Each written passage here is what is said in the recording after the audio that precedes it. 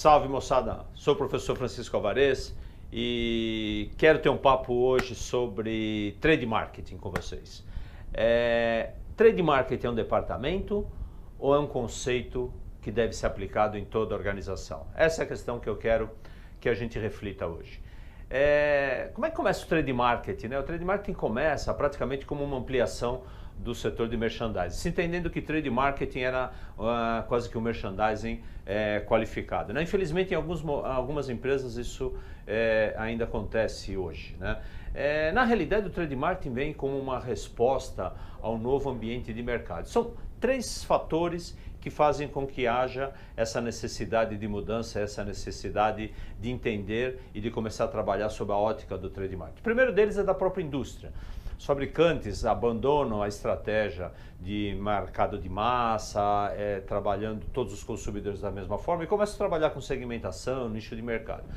O que representa isso na prática em termos de distribuição? Representa um aumento gigantesco dos SKUs no mix de produtos. Então, empresas que trabalhavam com 10 ou 20 variedades, hoje começam a trabalhar com 100, 150, 200, 500 itens diferentes no seu portfólio, né?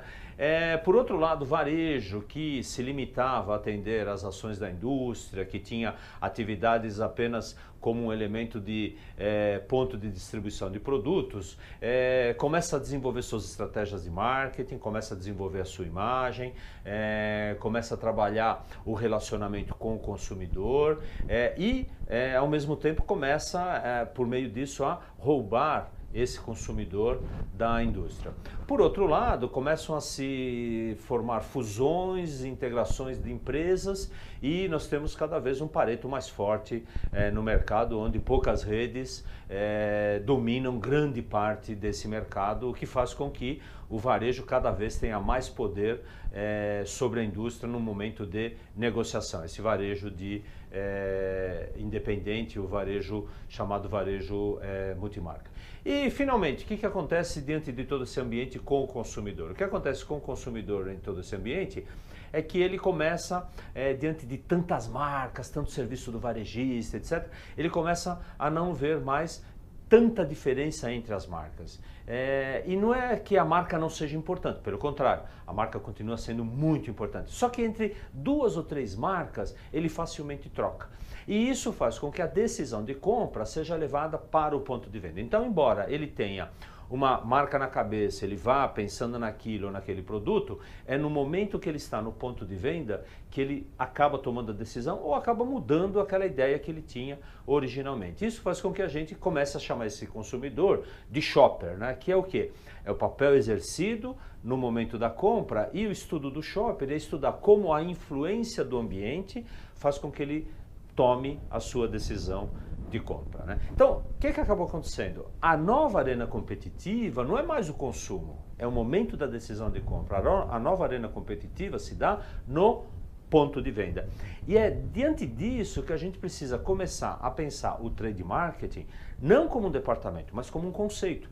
Eu tenho que pensar o trade marketing quando eu estou pensando em desenvolver o meu mix de produto e pensando, por exemplo, que não adianta eu desenvolver um mix de produto dessa forma se eu não vou poder colocar tanta variedade no ponto de venda. Não adianta eu colocar como estratégia que eu tenho a linha mais ampla do mercado, se na realidade no ponto de venda eu só vou poder colocar a mesma quantidade de itens que os meus concorrentes colocam.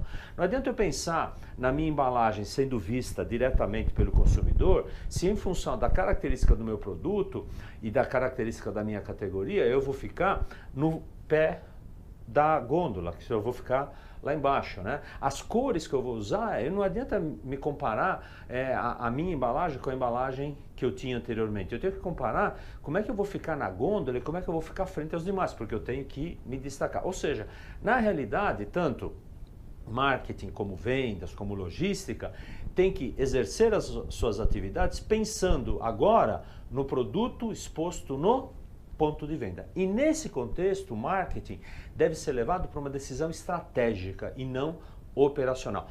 Depois disso, o marketing vai se transformar num departamento. Ele vai virar um departamento, por quê? Porque tem várias atividades operacionais a ser realizadas.